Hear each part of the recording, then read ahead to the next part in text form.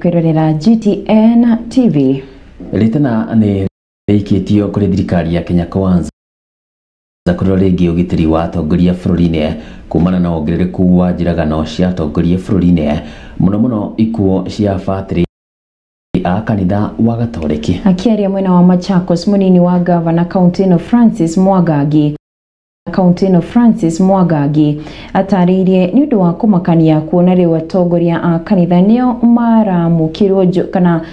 maramukirwo njoragano-ini iria irahanika bururi-ini. Mwangangi oreti munene wa bururi na thirikari ya Kenya Kwanza wekirira ugitiri wa Kenya na atongoria niguo kurigiriria njiragano cia atongoria na raia.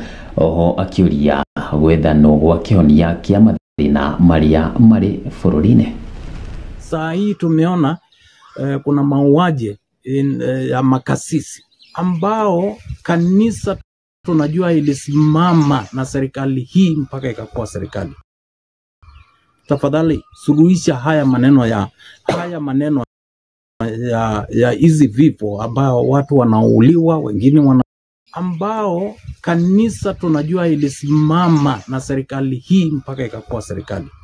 Tafadhali suluhisha haya maneno ya hizi vifo ambao watu wanauliwa, wengine wanapotea njia iolekani. Tafadhali hiyo maneno Kenya Kwanza sort out. Hatutaki maneno ya kupoteza makasisi wetu, hatutaki maneno ya Mkenya yote kupotea. Hiyo watu wanauliwa, wengine wanapotea njia iolekani. Tafadhali hiyo maneno Kenya Kwanza sort out. Hatutaki maneno ya kupoteza makasisi wetu, hatutaki maneno ya Mkenya yote kupotea. Hiyo hatutaki. Jukumu namba 1.